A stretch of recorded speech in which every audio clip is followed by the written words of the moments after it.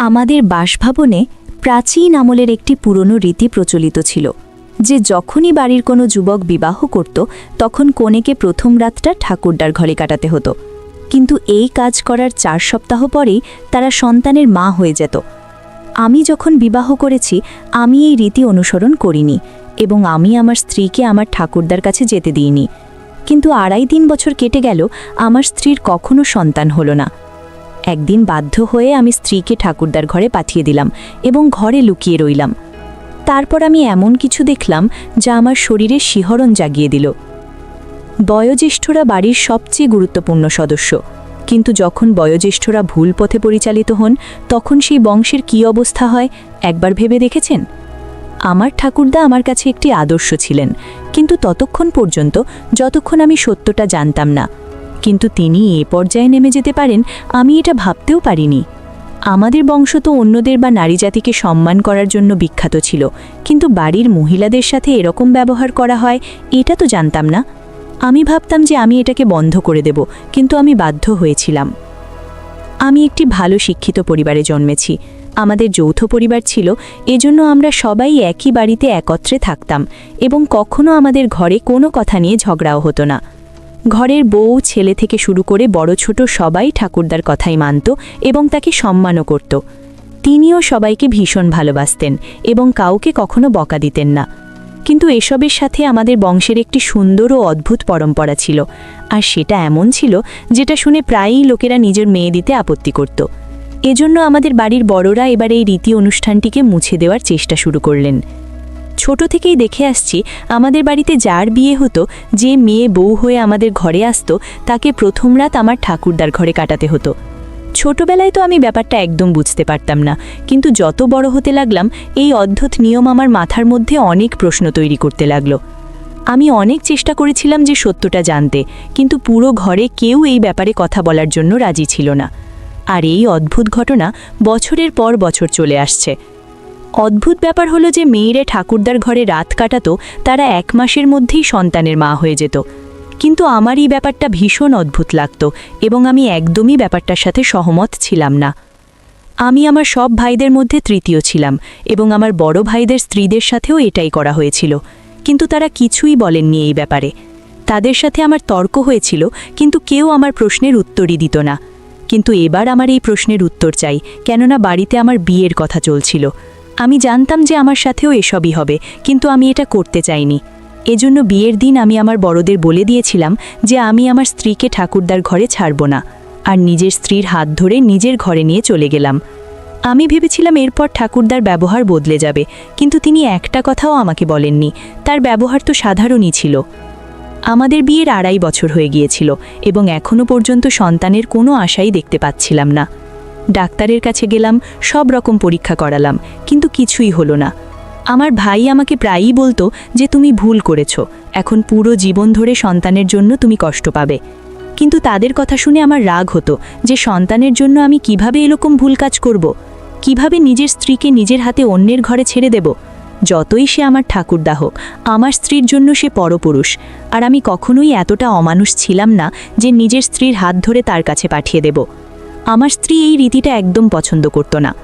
কিন্তু যত সময় পেরোতে লাগলো, লোকেদের কথাবার্তা আমাদেরকে সমস্যায় ফেলে দিচ্ছিল, কেননা আমাদের পরিবারের সবার সন্তান ছিল, শুধু আমরাই ছিলাম যাদের এত বছর ধরে সন্তান হয়নি। আর এখন তো দূর দূর পর্যন্ত কোনো আশাও দেখতে পাচ্ছিলাম না। আমার স্ত্রী এবার উদাস থাকতে শুরু করলো, বোধহয় সে বিষণ্ণতায় চলে গিয়েছিল। সে খিটখিটে হয়ে গিয়েছিল এবং একদিন সে নিজেই বলল, আমাকে ঠাকুরদার ঘরে পাঠিয়ে দাও। আমি তো তার কথা শুনে রেগে গেলাম যে আমি এমনটা করতে পারি না, কিন্তু সে বলল, আমরা সারা জীবন সন্তান ছাড়া থাকতে পারবো না, এজন্য তোমাকে এটা করতেই হবে। আমি তার কথা শুনে প্রথমেই রাজি হতে পারিনি এবং আমি তাকে রেগে গিয়ে চুপ করিয়ে দিলাম, যদি হওয়ার হয় ভগবান আমাদের ঠিকই দেবেন। কিন্তু সময় যতই কাটতে লাগলো তার জেদ বাড়তে লাগলো, আর কোনো আশা না দেখতে পাওয়ার জন্য আমি ভেতরে ভেতরে খুব আঘাত পেতে শুরু করলাম।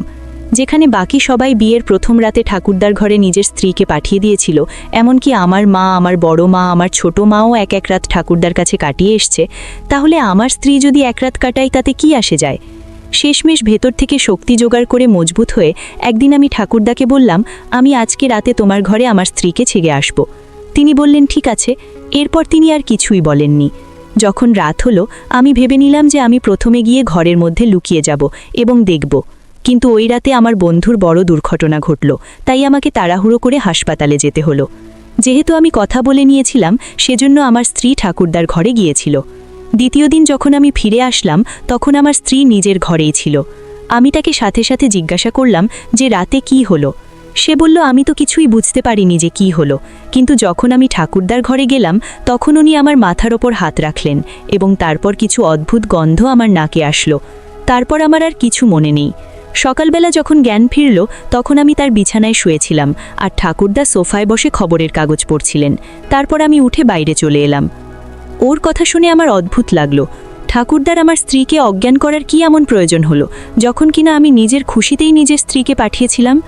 এবার তো এই ব্যাপারটা আমার আরও অনেক বড় ভুল বলে মনে হতে লাগলো। কেউ কিছু বলতে রাজি ছিল না। আমি ঠাকুরদাকে প্রশ্ন করেছিলাম, কিন্তু উনি বললেন এখন সময় নেই, যখন সময় আসবে তখন আমি নিজেই এর জবাব দেব। আর নিজের স্ত্রীকে খুশি দেখে আমি নিজেই চুপ করে গেলাম। কিন্তু সত্যি এবার 1.5 মাস পরে আমার স্ত্রী সন্তানের মা হয়ে গেল। এবার তো আমার অদ্ভুত লাগতে লাগলো যে এই সন্তানটা তো আমার ছিলই না, কিন্তু আমার স্ত্রী সন্তান পেয়ে ভীষণ খুশি ছিল, আর তাকে খুশি দেখে আমিও খুশি হয়ে গেলাম। কিন্তু মনের ভেতরের সন্দেহ কিছুতেই শেষ হচ্ছিল না, কিন্তু নিজের স্ত্রীর সামনে এটা বুঝতে দিলাম না, কেননা এতে তার খুশি নষ্ট হতে পারে। আমি ঠিক করে নিয়েছিলাম যে আমি সন্তানটার জন্ম হওয়ার পরে তার ডিএনএ পরীক্ষা করাবো, তারপর রিপোর্ট হাতে পেলে ঠাকুরদাকে প্রশ্ন করব। ওই সময়টা আমার জন্য ভীষণ কঠিন ছিল, কেননা যখনই আমি আমার সন্তানের মুখে খুশি অনুভব করতাম তখন একবার হলেও ওই রাতের কথা আমার মাথায় আসতো এবং আমি পুরোপুরি খুশি হতে পারতাম না। কোনো রকমে ওই সময়টা শেষ হলো এবং ঈশ্বর আমাকে চাঁদের মতো পুত্র সন্তান প্রদান করলেন। এই খুশি তো অনেক বছর পর আসলো, এই জন্য সবাই ভীষণ খুশি ছিল, আর সবচেয়ে বেশি আমার ঠাকুরদা খুশি ছিলেন, কেননা নিজের সব সন্তানদের মধ্যে সবচেয়ে বেশি আমাকে ভালোবাসতেন, আর আমার সন্তানের সুখ বোধহয় তিনি সবচেয়ে বেশি চাইতেন। কিন্তু আমার চোখে তো সন্দেহের পর্দা পড়েছিল, আর আমি তার খুশিকেও সন্দেহের চোখে দেখতে লাগলাম। যখন আমাদের পুরো পরিবার খুশিতে ভেসে যাচ্ছিল, একদিন আমি লুকিয়ে ওই শিশুকে নিয়ে গেলাম। আমার স্ত্রী জিজ্ঞাসা করল যে শিশুকে নিয়ে কোথায় যাচ্ছি। তখন আমি বললাম যে বাইরে একটু ঘুরিয়ে আনছি, আর শিশুকে হাসপাতালে নিয়ে গিয়ে নিজের সন্তানের ডিএনএ পরীক্ষা করালাম। আমার মনের মধ্যে কোথাও এই চিন্তা ছিল যে এই শিশুটি আমার এবং এটা আমাকে কিছুতেই সুখ দিচ্ছে না, আর তাই আমাকে পরীক্ষা করতে হবে। রিপোর্ট আসার কথা ছিল 4 দিন পর। আমি জানি যে কিভাবে আমি সেই 4 দিন কাটিয়েছি। যেদিন রিপোর্ট পাওয়ার কথা ছিল সেদিন সকাল থেকেই মনটা খারাপ ছিল। বারবার মনের মধ্যে একটাই প্রশ্ন ঘুরপাক খাচ্ছিল যে এই শিশুটি যদি আমার না হয় তাহলে আমি কিভাবে তাকে আমার সন্তান হিসাবে গ্রহণ করব। এবং যখন আমি আমার স্ত্রীকে তার ঘরে রেখে এসেছি তখন ঠাকুরদাকে কি প্রশ্ন করব। আমি যখন রিপোর্ট আনতে গেলাম, রিপোর্ট পাওয়ার সময় আমার মন কেমন জানি খারাপ হয়ে গেল। আমি হাসপাতালে ছিলাম, সম্ভবত অনেক চাপের কারণে আমাকে অবিলম্বে জরুরি কক্ষে নিয়ে যাওয়া হয়েছিল।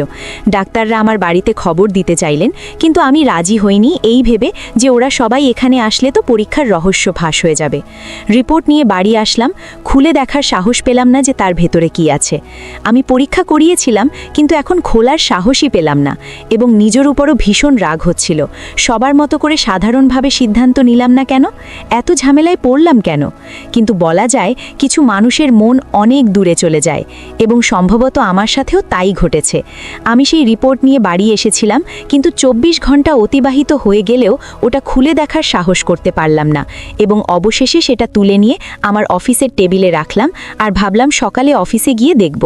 কিন্তু সম্ভবত ঈশ্বর আমার এই গোপন কথা প্রকাশ হওয়াকে প্রশ্রয় দিতে পারেননি, এই জন্য 2 দিন কাজের মধ্যে এতটাই ব্যস্ত ছিলাম যে আমার ধ্যান রিপোর্টের দিকে যায়নি। আর যখন দ্বিতীয়বার আমি রিপোর্টটা খুঁজলাম তখন পেলাম না। বোধহয় অন্যান্য কাগজের মধ্যে কোথাও ঢুকে গিয়েছে, কিন্তু আমি পুরো অফিস খুঁজলাম, কোথাও রিপোর্ট পেলাম না। আমি বুঝতে পারলাম যে ঈশ্বরও চান না যে আমি এই রহস্যের উপর থেকে পর্দা উঠাই। এই জন্য আমি যা ছিল যেমন ছিল সেই সমস্ত কিছু নিয়ে নিজের সন্তানকে গ্রহণ করলাম। এভাবে 2.5 বছর কেটে গেল, আর বেশ কিছুদিন পরে আমার স্ত্রী আরও একবার সন্তানের মা হলো। আর আবার আমার মাথায় ব্যাপারটা ঘুরতে লাগলো যে এবার তো আমি ঠাকুরদার ঘরে আমার স্ত্রীকে পাঠাইনি, তাহলে সে কিভাবে গর্ভবতী হলো? তাহলে কি আমার স্ত্রী আমাকে ধোঁকা দিচ্ছে? সে কি নিজেই লুকিয়ে ঠাকুরদার ঘরে চলে যায়? কিন্তু এরকম তো হতে পারে না। আমার স্ত্রী ভীষণ ভালো মহিলা, কখনো কোনো কাজ আমাকে না জিজ্ঞাসা করে করতো না। এবার ওই কথাটাই আমার মাথার মধ্যে ঘুরতে লাগলো। এবার আমার ছেলে এত বড় হয়ে গেছে যে আমি তাকে দ্বিতীয়বার নিয়ে গিয়ে ডিএনএ পরীক্ষা করাতেও পারলাম না। এই জন্য নিজের বড় ছেলেকে নিয়ে পরীক্ষাগারে গেলাম এবং সেখানে দাঁড়িয়ে দাঁড়িয়ে রিপোর্ট দেখলাম। আর রিপোর্ট দেখে আমার ঝটকা লাগলো, কেননা রিপোর্ট পজিটিভ ছিল, মানে শিশুটি আমারই ছিল। আমার মাথা ঘুরে যাওয়ার মতো অবস্থা। আমি ভাবতে লাগলাম যে যদি এই শিশুটি আমারই হয় তাহলে প্রথমেই 2.5 বছর পর্যন্ত আমার সন্তান কেন হলো না, আর ঠাকুরদার ঘরে মাত্র একদিন থাকার পর আল্লাহ আমাকে সন্তান দান করলেন। তবে আমার মনটা এবার নিশ্চিন্ত যে শিশুটি আমার। তাই আমি আমার চারপাশে ধ্যান করতে লাগলাম। আমার সব ভাইয়ের 3-4টে করে সন্তান আছে, কিন্তু সবাই প্রথম রাতে ঠাকুরদার ঘরে একটাই রাত কাটিয়েছে। মানে আমি যা ভাবছি সেটা ভুল। যদি ভুল হয় তাহলে রাতে ঠাকুরদার ঘরে যাওয়ার কি দরকার? সেখানে এমন কি হয় যে ঠাকুরদার ঘরে নতুন বউ এসে অজ্ঞান হয়ে যায়? এই রহস্যটা জানা এবার আমার জন্য ভীষণ জরুরি হয়ে পড়েছিল, কেননা আমার সবচেয়ে ছোট ভাই যুবক ছিল এবং তার বিয়ের ব্যাপারে ভাবা হচ্ছিল। এবার তার বউয়ের সাথে সেই সব হতে চলেছে যেটা আমি চাই না। এই জন্য আমি এই রহস্যটা জানতে চাইছিলাম, কিন্তু কিভাবে জানবো তা আমি বুঝতে পারছিলাম না, কেননা আমি যখন এই ব্যাপারে প্রশ্ন করতাম ঠাকুরদা চুপ করিয়ে দিতেন এবং সবসময় একটাই কথা বলতেন, বাবু কঠিন সময়টা কেটে গিয়েছে। আর আমি তার কথা শুনে চুপ করে যেতাম, ভাবতাম যে বোধহয় আমার সন্তানের কথা তিনি বলেছেন, যে ঈশ্বর আমাকে সন্তান দিয়েছেন, কিন্তু কখনো বুঝতে পারিনি যে তিনি কোন সময়ের কথা বলতেন। আর তারপরেই ব্যাপারটা আরও প্রায় 2 বছর হয়ে গিয়েছিল এবং আমার ভাইয়ের বিয়ে চলে এলো। এবার আমি ভাবলাম যে দ্বিতীয়বার ওর সাথে ওটাই হবে, কিন্তু আমি ঘরের মধ্যে থাকতে চাইছিলাম। আমি জানতে চাইছিলাম যে ঠাকুরদা প্রথম রাতে কনের সাথে কি করেন। এই জন্য বিয়ের দিন আমি অজুহাত দিলাম যে আমার বন্ধু অসুস্থ এবং আমাকে তাকে দেখতে হাসপাতালে যেতে হবে। যখন সমস্ত পরিবারের লোক বসেছিল তখন আমি তাদের সামনে উঠে বাইরে চলে এলাম। সবাই এটা ভাবল যে বন্ধুর জন্য আমি চলে গিয়েছি, কিন্তু আমি পিছনের দরজা দিয়ে জানালার পথ হয়ে ঠাকুরদার ঘরে ঢুকে পড়েছিলাম। তিনি তখন ঘরের মধ্যে ছিলেন না, আমি ওনার ঘরে লুকিয়ে গিয়েছিলাম। এবার আমাকে অপেক্ষা করতে হতো যে কখন ঠাকুরদা আর নতুন বউ ঘরের মধ্যে আসবে। কিছুক্ষণ পরে ঠাকুরদা ঘরে আসলেন, কিন্তু এখনও বউ আসেনি। আর এখন